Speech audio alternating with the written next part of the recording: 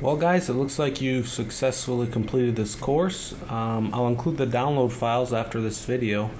There are a few things I do want to mention that's cool about CodeIgniter before we sign off.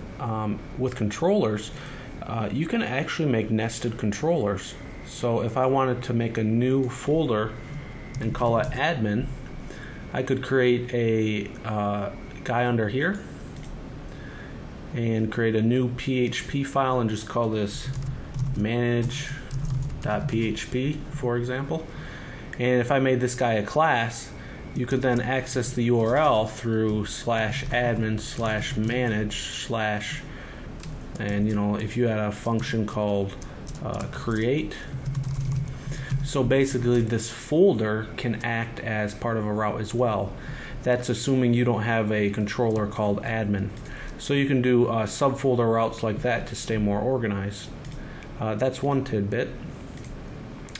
Another good thing to do is make a controller that you extend, kind of like a custom controller. And what I mean by that is I often do it like this. I call it base.php.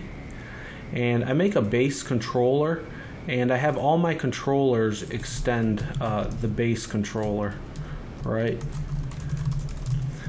And within my base controller, that obviously would extend the CodeIgniter controller.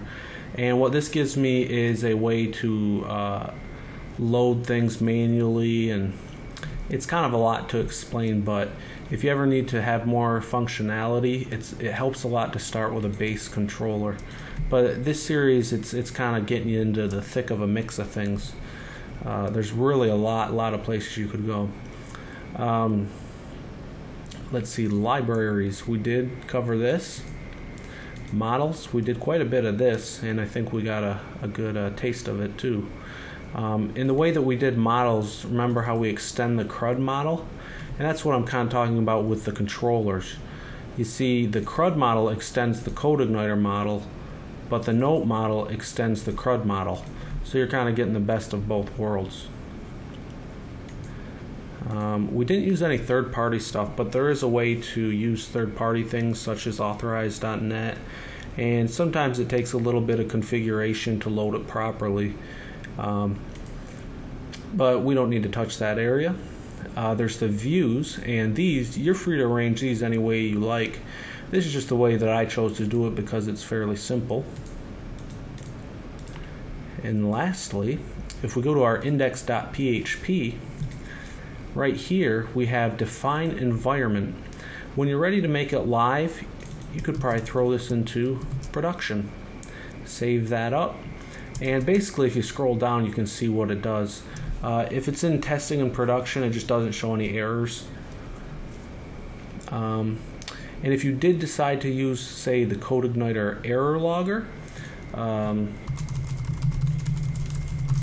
you would want to make your application logs folder writable when you upload it to your server. And let me pull up this window right here. This guy can be your best friend. These are actually some of the best documentation that I've used. Just pull down the table of contents, and it has so much stuff. It would take forever to go through all of this. But feel free to look through it and play around with it. Really easy to use image manipulation and pagination and calendar, you name it, guys. But thanks a lot for taking the series, and if you have any questions, feel free to ask, and I'll do my best to help you.